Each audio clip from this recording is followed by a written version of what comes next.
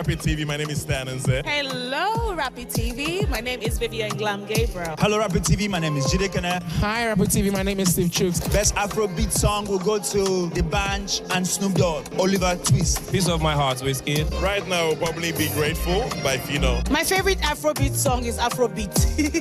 I can't. There's so much. It has to be one of our Rasta songs. I love a lot of them. I don't think I have a favorite Afrobeat song right now. I cannot pick. I can't pop. Living in Bondage. It has to be between Blood Sisters and Lionhearts. I don't have favorite anything. I have favorite food. I have favorite colors. I barely have favorite any other thing. Oh my God.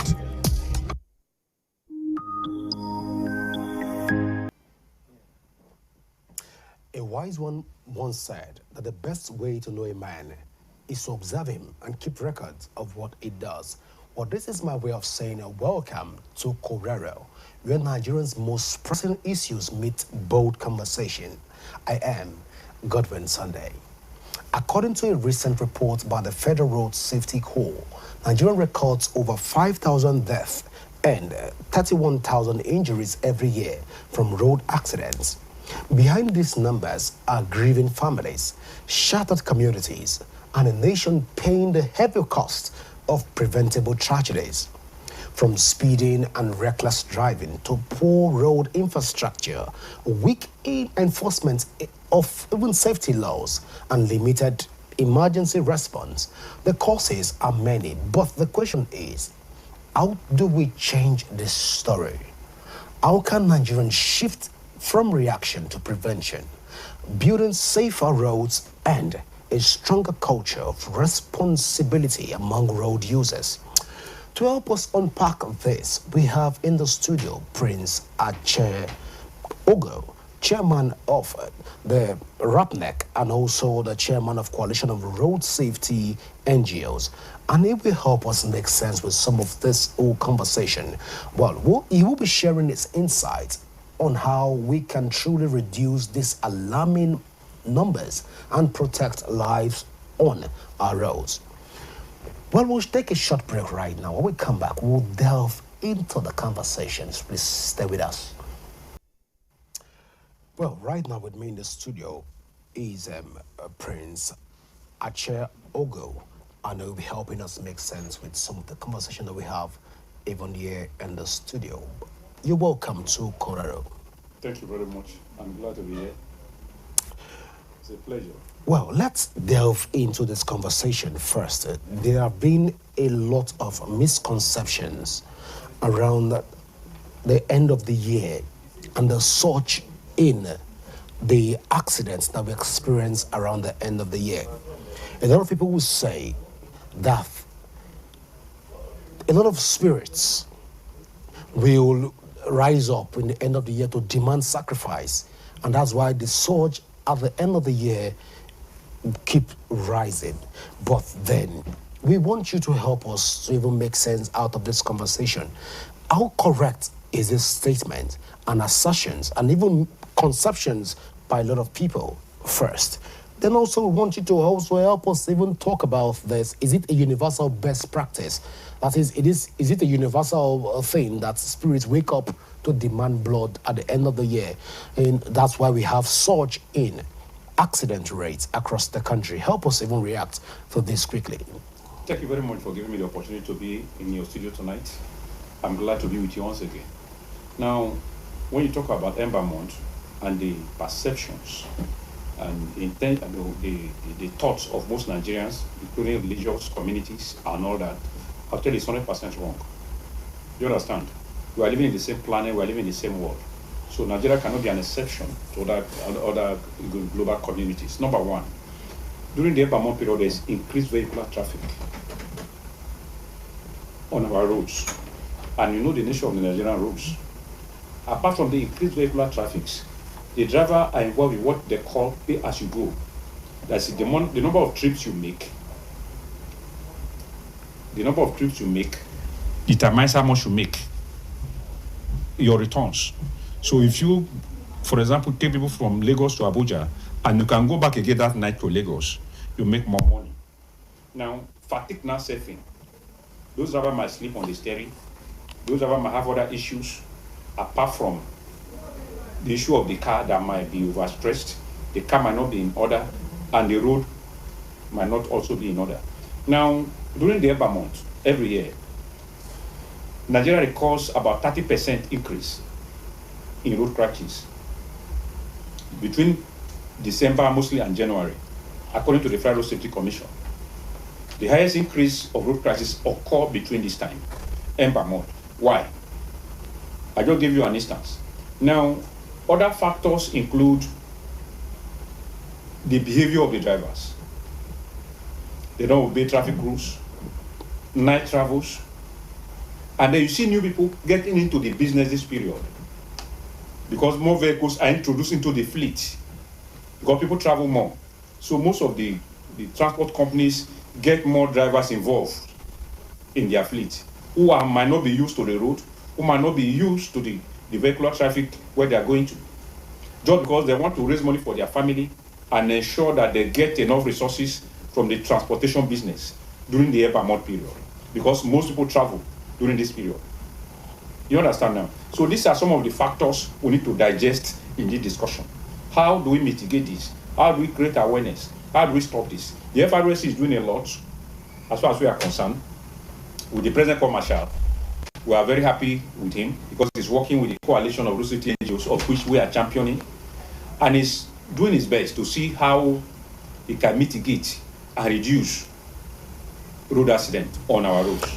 Well, let's even get a perspective. Are you now saying that the whole road accident that has been experienced in the Ember month, even by commuters on this axis, is not caused by spiritual activities and also some spirits that demand sacrifice in order to ensure that the road is safe for other people, while other people will have to sacrifice their lives? Because Nigerians this has become like a culture and a recurrent phenomenon and a common decimal factor. You know, definitely, in Africa and Nigeria as a whole has their belief.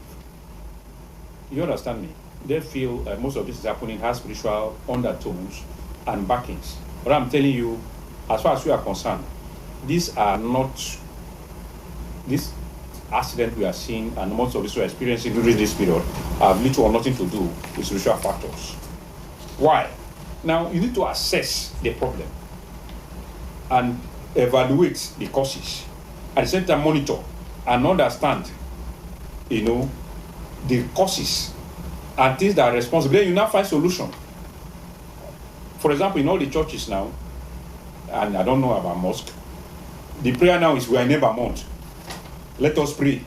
Now, everybody listen to these prayers. Everybody pray these prayers. At the same time, the man they are staring, are they obeying the traffic rules? 80% of these people that pray this prayer, they don't obey traffic rules. That's where the challenge comes from. If you cannot just pray and mount your steering or enter a vehicle and you see your driver misbehaving and you keep quiet, God is not a magician. You have a lot of role to play to secure your life and the lives of other people you are traveling with. Now, if some people get into a vehicle, it's like they have entered into a five-star hotel. Under the next 5 minutes, everybody is sleeping. Their fate and life is in the hand of the driver. They are not ready to monitor the driver, whether he drops and takes alcohol, whether the driver is doing reckless overtaking, whether the driver is obeying traffic rules and regulations. Nobody is interested again. They have prayed and they are the vehicle. And God has taken control. It's completely wrong. These are concepts that is driving most of Nigerians into their graves before their time. You need to be up and doing and ensure that, yes, you are traveling on the road, you make sure what you can see, what you can control, what you can adhere, and what you can, enforce as a passenger. All right, but let me hold your thought there. We'll bring you back to that conversation. Well, we'll go for a short break right now. When we return, we'll delve into more conversations here because the conversation is just starting. Please go on over as Korero continues in a moment.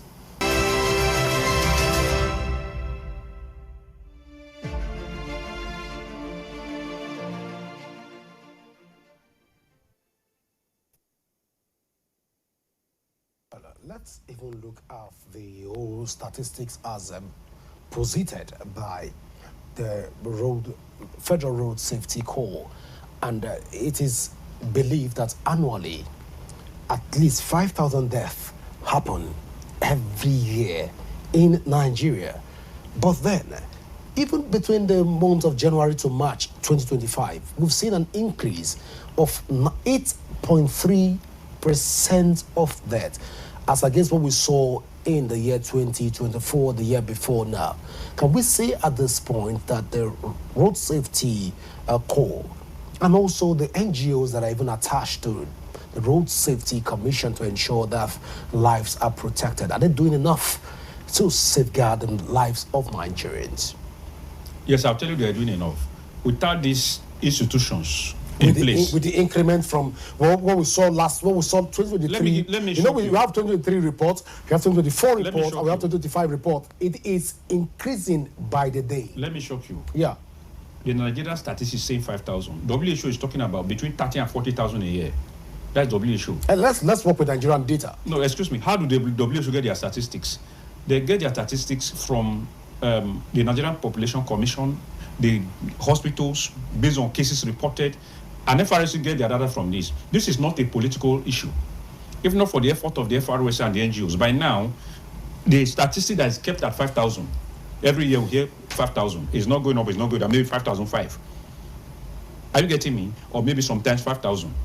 If you look, digest, and go deeper, most of the cases are not reported.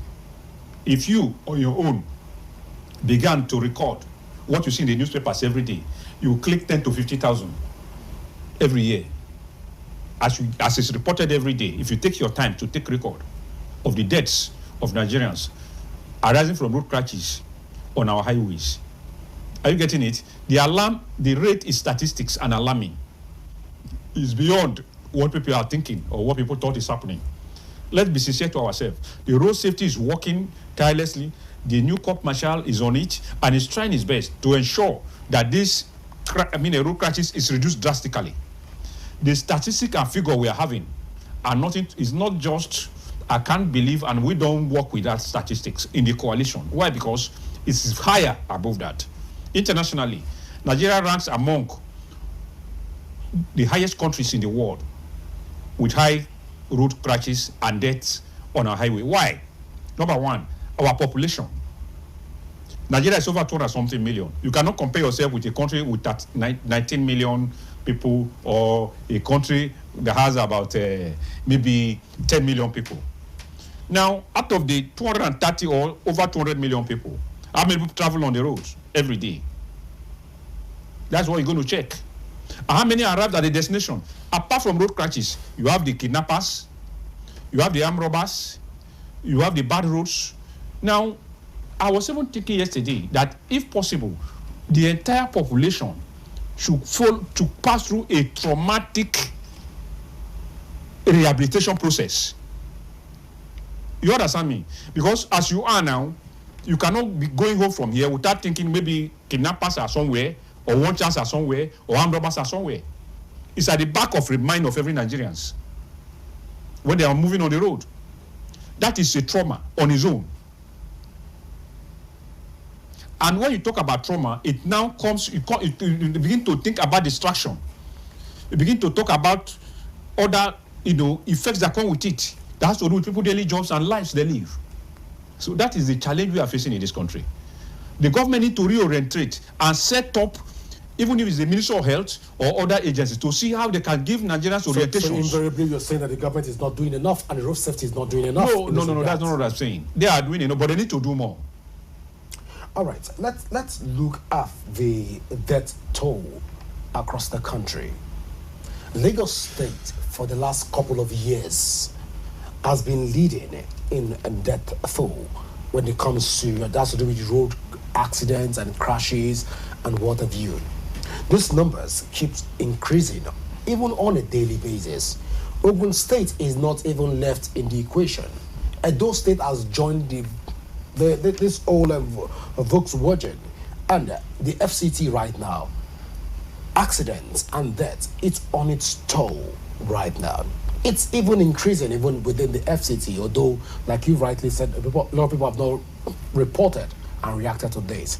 Well, as we are right now in this stage, how do we then begin to assess the performance of road safety and also non-governmental organization in the prevention of accidents on our road?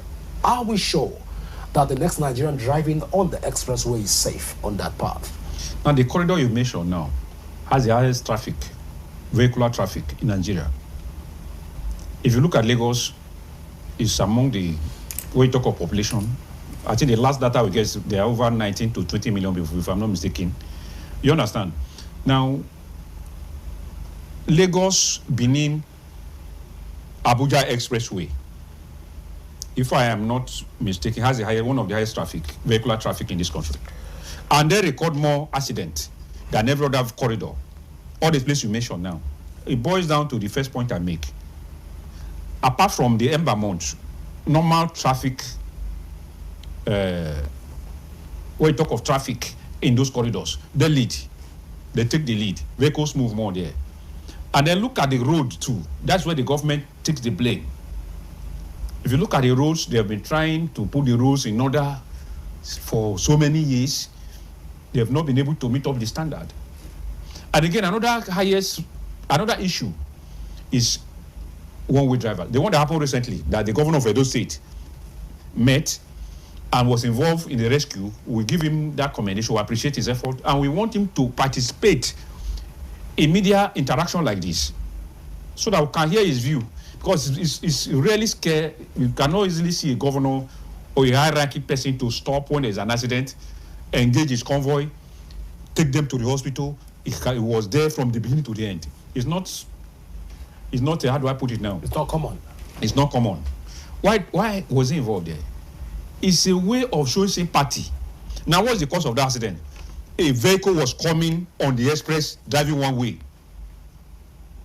Driving one way on the express. How will you know, you that you're on your lane, that the vehicle is coming on one way, and 4 vehicles crash into that vehicle, leading to loss of lives and property?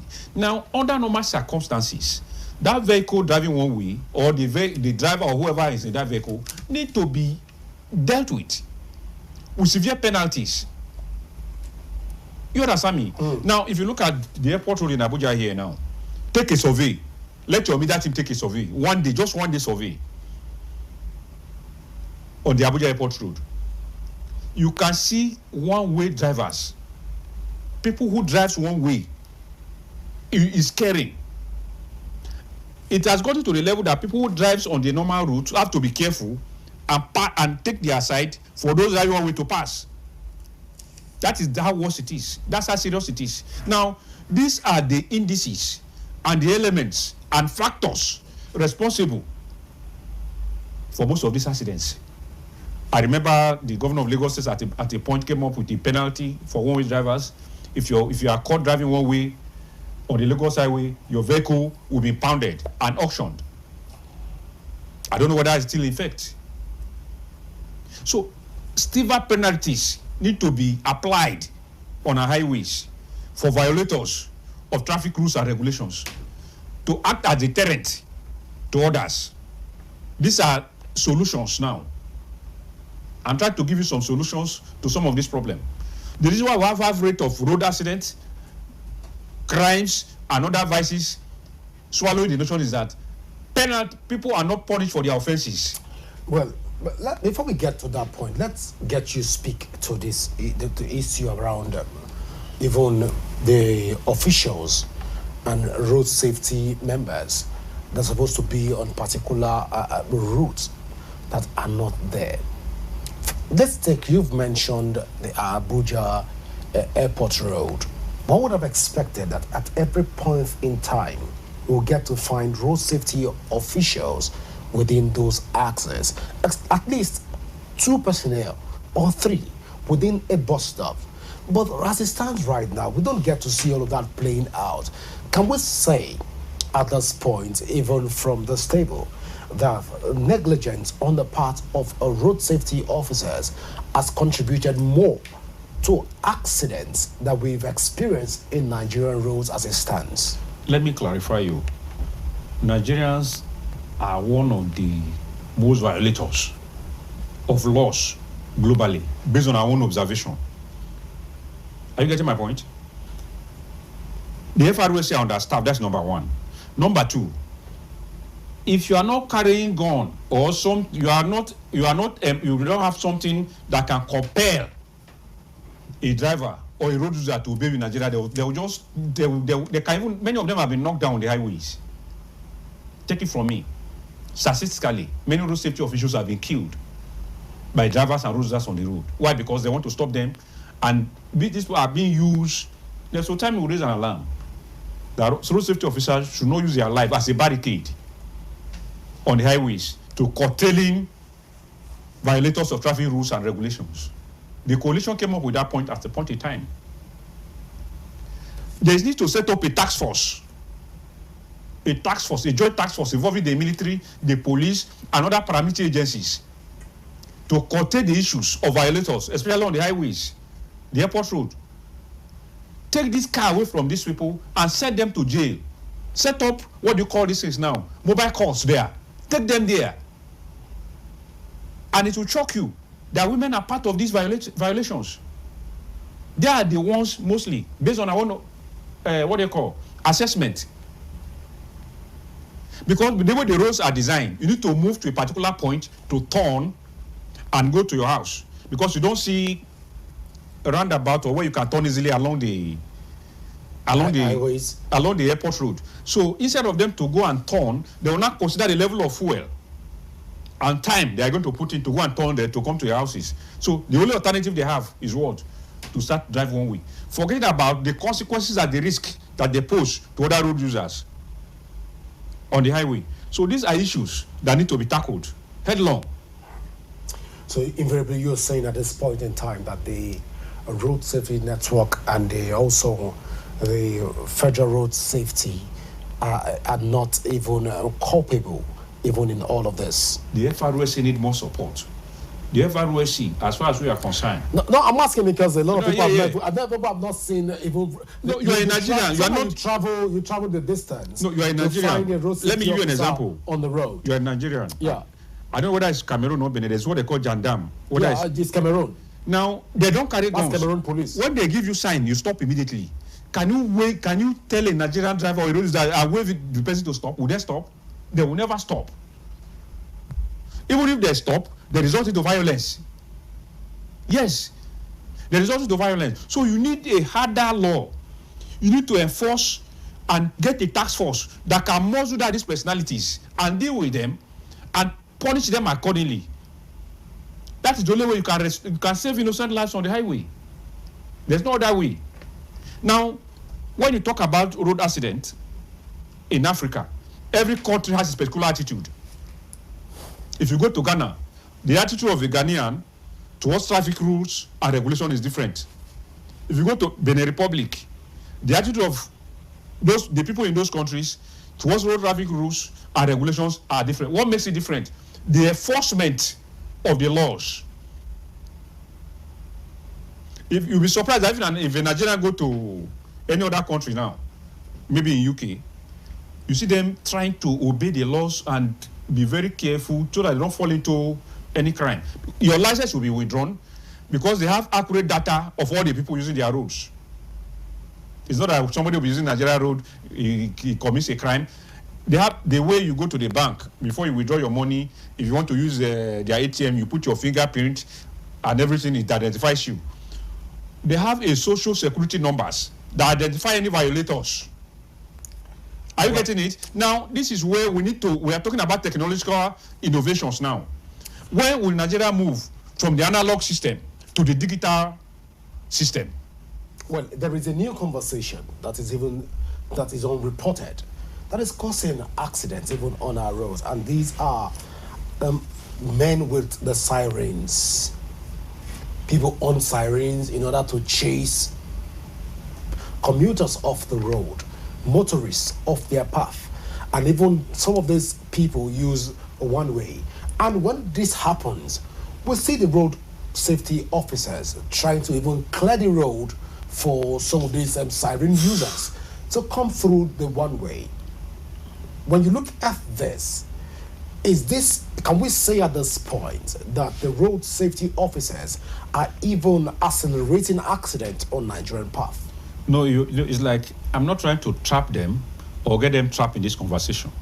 Now, the authorities who drive with siren. Well, I'm asking because you are within the agency that is supposed to be on the preventive mechanism. You're supposed to be within that space. So when you look at all of this siren that we see everywhere take it from Abuja through to Lagos. They are part of the problem.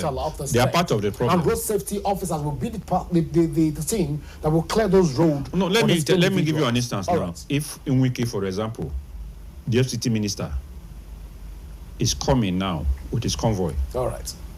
How dare you say you are only to stop that convoy?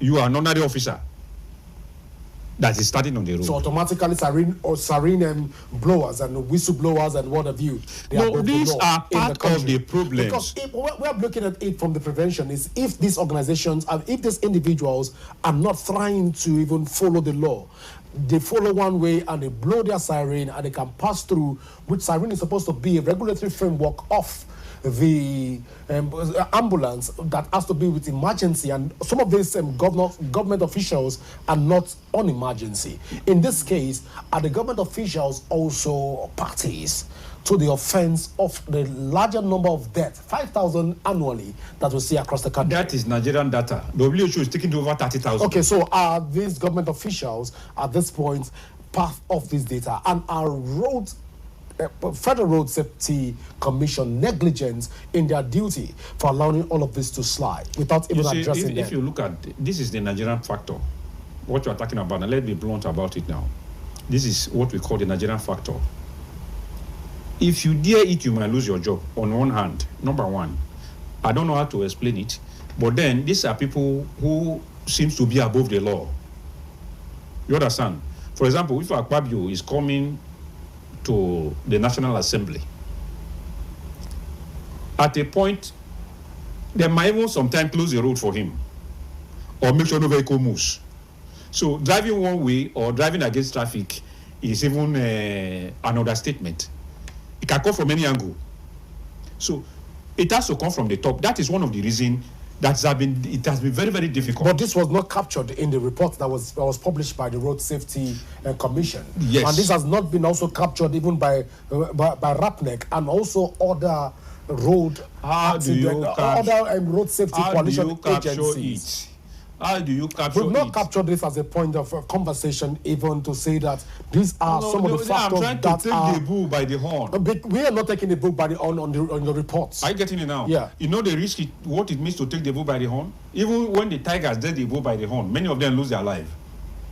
Because the bull power is in the horn. Are you getting the point? These are the authorities. And until they decide to obey the rules and regulations, it will be difficult for us to resolve this problem. So until they decide to take the bull by the horn, the conversation cannot be on the media space. No, the media has a lot of role to play.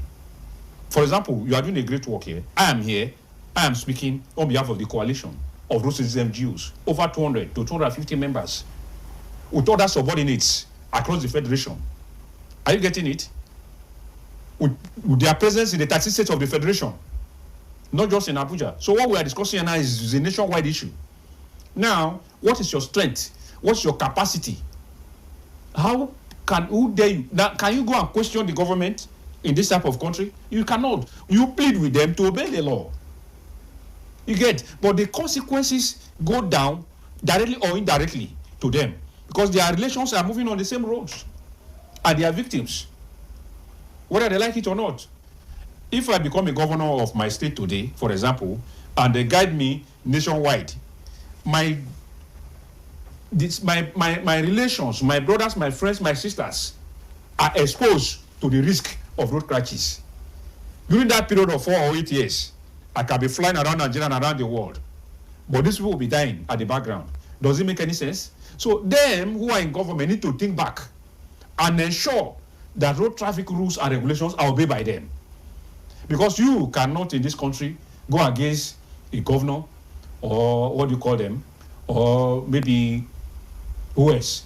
those in authority to see that well. All right. So you cannot put the blame on the road safety. Excuse me, sir. Let me land. Please go ahead. You cannot put the blame on the Federal Road Safety Commission.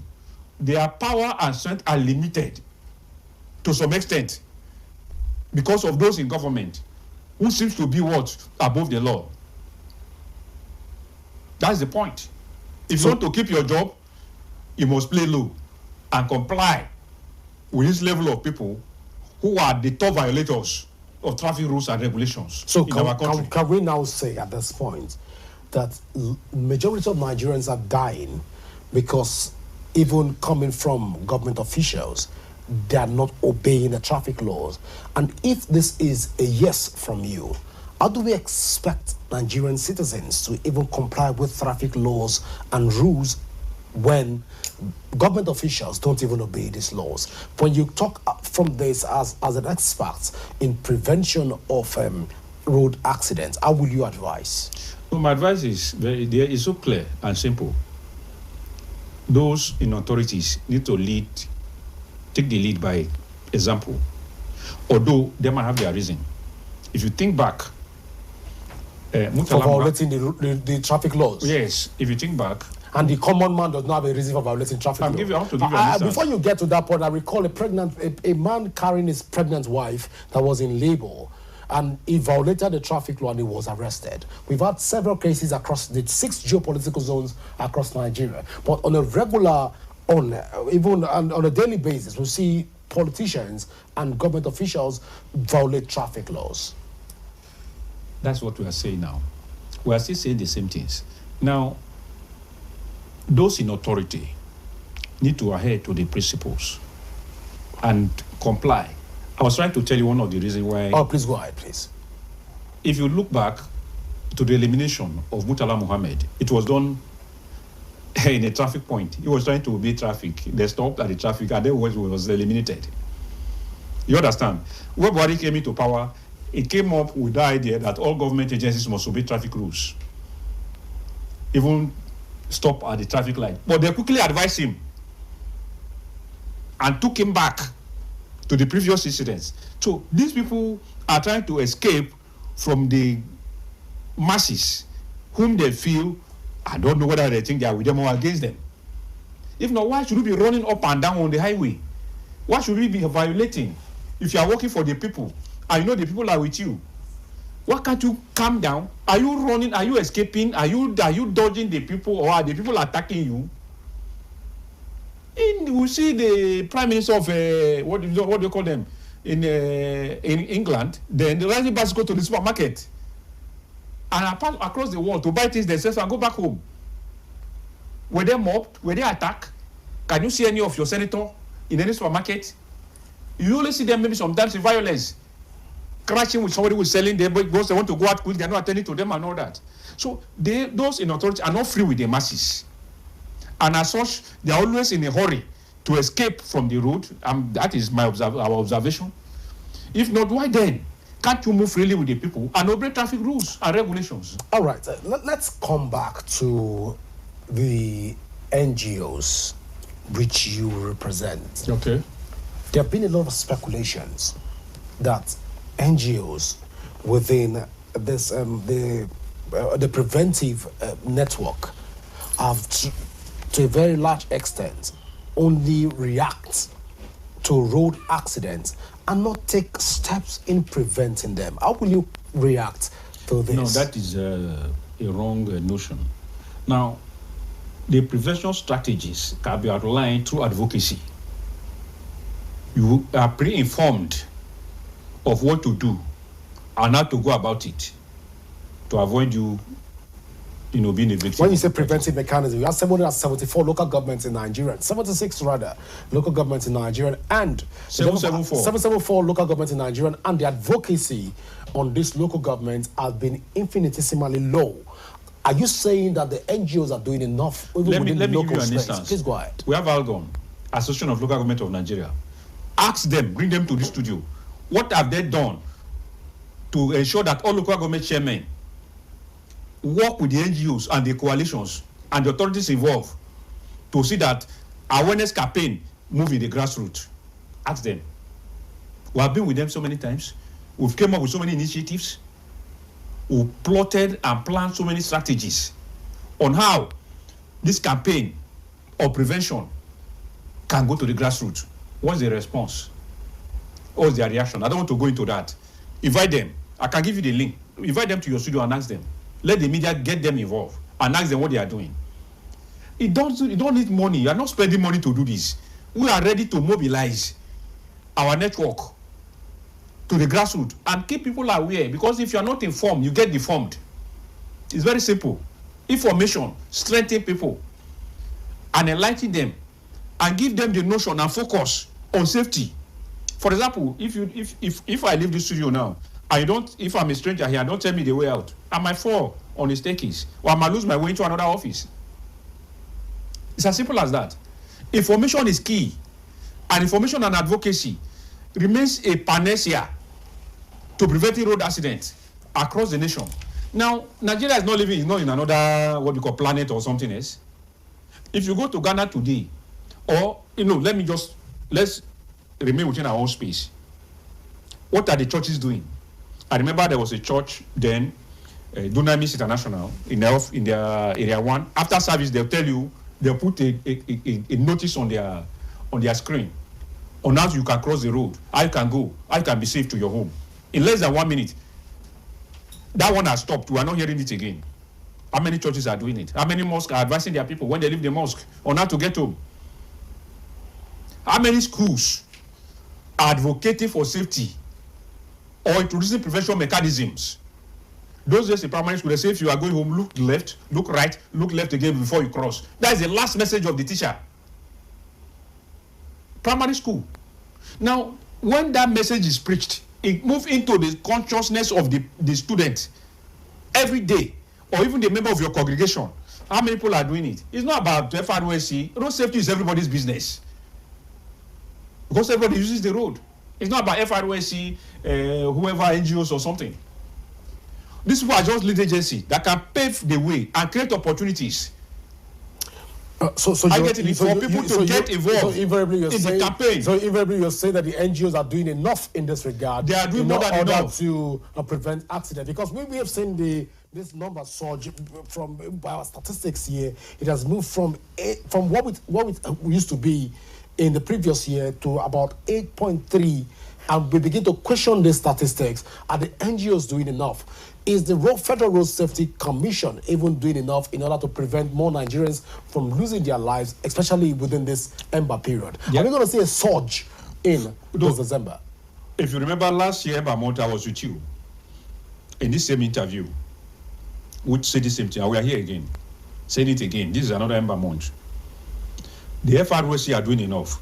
The religious organizations, apart from going to all night and praying and reciting, and they go and sleep and start driving recklessly on the road, they need to advise their members on how to obey traffic rules and regulations by partnering with government agencies like FROSC, NGOs, and other institutions to impact into those people. Because people, after the church service or all night, people now hit the road. Trusting that an angel will drive the steering. An angel will drive the God is involved now. Everything is in order now. God does not operate like that. God has finished his work right from time of creation.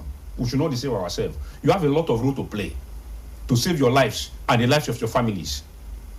Think deeper. Obey traffic rules and regulations. Don't say, hey, it's over, I've prayed. Let me give you an instance. There was a time, it's about 2-3 years now, I entered a public transport from Bega. And the woman driving this vehicle said, well, I said, God is in charge. Now, if you see the way this woman was driving, he said, God is the one that's holding the steering now. I said, how can God hold the steering of your vehicle and you are driving this rubbish?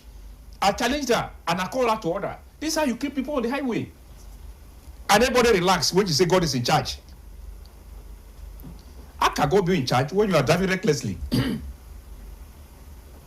You need to understand the regulations, the rules and regulations. In this part of the world, that's our problem. You're very shocked to hear that religion is part of the problem. Yes, they are not telling their members on what they need to do to adhere to the principles and policies that guide road safety. They should be able to, even if possible, create a department in your church and in the mosque to ensure that NGOs and government come to through that channel, impact your members with those certain knowledges on how to use the rules and obey traffic rules and regulations. Well, Prince Ache Ogu, before I let you go, I want you to quickly speak to the issues around the fact that this one more time on that speculation about especially people that will be traveling in this ember period and people that will be also wanting to explore the ember period. How correct again is it to say that some form of metabolisms or spiritual entities or spirits need sacrifice, and as such, road users are being used as a bait for sacrifice? This happens in every month. I'm asking again because a lot of Nigerians right now that are in various religious centers are holding sway to this belief that when you go to your religious places, is to pray against death, even in these religious centers. How correct is it that demons and spirits are demanding their blood, and this will always happen every December, every ember period? I beg your pardon. My brother, sometimes the devil won't be sleeping. I told you this last year, I'm repeating it again. When people call the devil and say the devil is responsible, most of these problems are associated with humans. It's good to pray, very good. But after praying, you need to hold up to your mind and do what you see in the physical. And do your best to ensure that you obey the rules. Now, you cannot be doing double overtaking and say you have prayed and God has taken control. You know what we call double overtaking? A vehicle has taken off, is overtaking. You don't know whether that vehicle has seen clearly before. You now put your head. You can see like 3 or 4 trailers moving headlong. You don't have the patience to wait for space for you to overtake. You now put your head, you're overtaking because you want to arrive and reload and return. Then they say the devil is there, or somebody is trying to do a sacrifice, all those kind of, no. These are African and Nigerian mentality.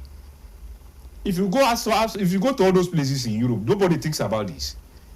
All this prayer, they are already now. Some churches are organizing special vigil now because we're in Ember month. And some more, I don't know, I'm not a Muslim, I don't know how they do theirs, to see how they can mitigate and stop road crashes in Ember month. The time has come again. And many, I'm very sorry to say this, will travel and will not return. Many people will travel this December and will not return with their family. And somebody said before, is it anywhere it's written that you must travel in December? Must you travel in December? Although most activities are fixed in December, based on cultures, beliefs, and tradition. And then you cannot rule out what you have been saying, that some forces might emanate from the community to see that those people don't go back and all that. But there's no substantial proof. Can anybody come out with any proof that some witches are responsible for the accident?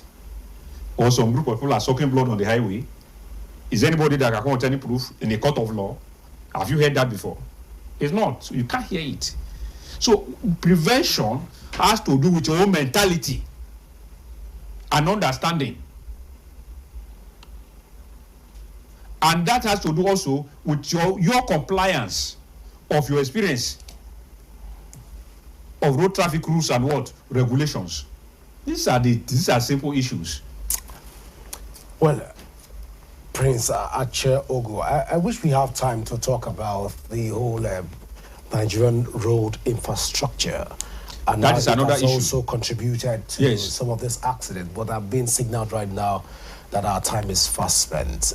Even though I know you are even eager to want to react. No, we're supposed to move into the infrastructural aspect. Infrastructure, that's where the government is guilty. The infrastructural aspect. How many years has the Abuja-Lokoja road been under construction? Well, I wish we have time to talk about, because we're just scratching the surface. And that has to do with corruption of this conversation. We have to from the time of Fanini. When we have to bring you back to this conversation, Abuja-Lokoja road has been on. We have to bring you back. Where are we today? Prince Ache, we have to bring you back even to look at all of these issues so that we can cross the T's and dot the I's and ensure that we help Nigerians to make informed decisions on what is also happening in the highways. Not just to put the blame on the road users. But then, what path does the government have to play in all of this? But I want to say thank you so much, Prince Acha Ogo, for being part of Korero today. It's a pleasure. Well, viewers, this is how far we can go with the show. Do remember that you can join the conversation on our various social media handle currently showing on your screen.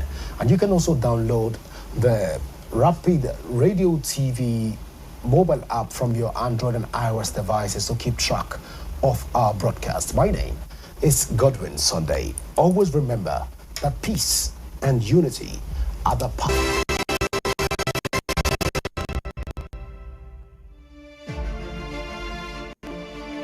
My name is Ima Ehumadu, aka La Vista. My name is DK, aka Mama Chinedu. Keep watching Rapid TV. You are watching Rapid TV. Shout out to Rapid TV. Hey, Rapid TV, Korero. The biggest, the finest, the only Rapid TV. Rapid TV. Yes, keep watching. Don't go nowhere. Don't touch that dial. Keep watching Rapid TV. This is me giving a rapid response to Rapid TV.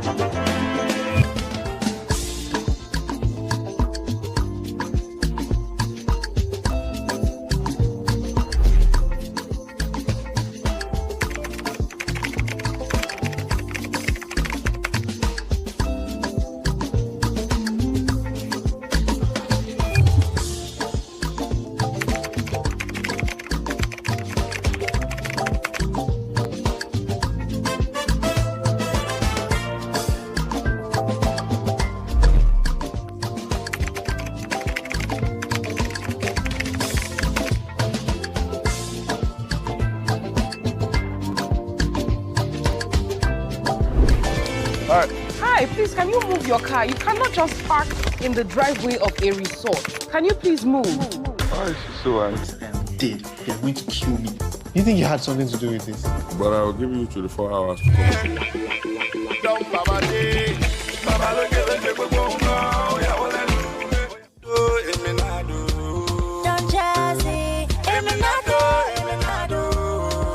So I asked her.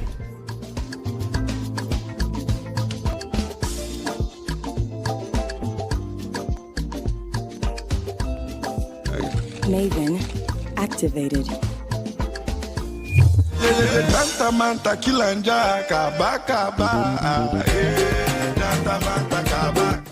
Oh, if I enter your motor, pim pim pim,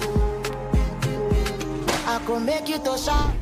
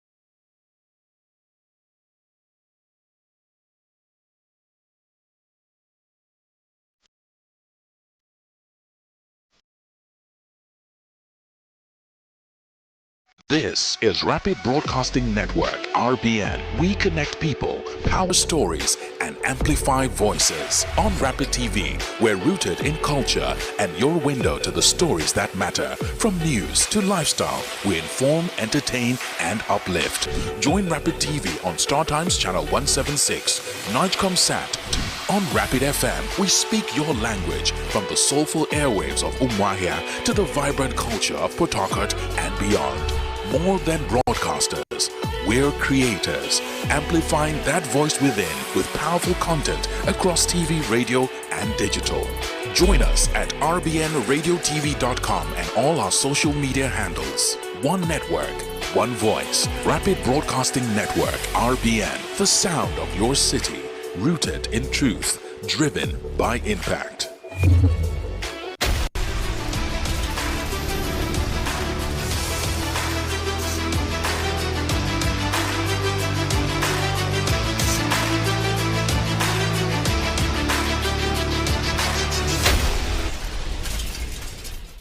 The most embarrassing thing that ever happened to me in public was when I fainted. Yeah, I was going to get ice cream. I was so excited and I slipped on there was water on the tiled floor. So a few minutes later, I just saw them pouring water on me. That was the most embarrassing thing that happened to me. The most embarrassing thing that happened to me in public is when two guys were arguing about me. Like, these guys were literally about to beat themselves up, and I'm asthmatic and I fell down and I had an attack and people gathered and it was just a lot. I don't like to remember. So yeah, that's it. My shoe got spoiled when I was going for an interview. And I had to hold it in my hand, and I was looking for a malan around. It was very difficult for me to find one. That was very embarrassing. I mean, walking barefooted. When my mom lashed out at me in a public bus, we were eating and she was like, I'm too slow, and she just lashed out, and like I had to do most times. It was so embarrassing. Having to go for an event, thinking it was a formal and dressing all formal to get there, and people just dress casually. Yes, so being the odd one out, maybe sure. Greeting a friend of mine and he refused to respond despite knowing that we had eye contact, so he refused to respond. I felt embarrassed. So it was like, we had this election. I was running for the post of senator representing my faculty in school, and then it was the day of the election. So I went to get drinks, and my friend was trying to drag it from me, and then my crush was there, like he came to support me and stuff, and I didn't want to give it to her because she was always collecting stuff from me. So I fell into like the gutter at the back, and I just like turned over, and everybody was looking at me. It was so embarrassing to stand up, actually. Well, I am a four-eyed girl, so when I went to the cinema, I didn't take my glasses. So it's always very dark in the cinema. I just tripped, and everybody just stopped the movie, and everybody was just looking at me. It took me so much courage to actually stand up and walk to my seat. So that's like my most embarrassing moment.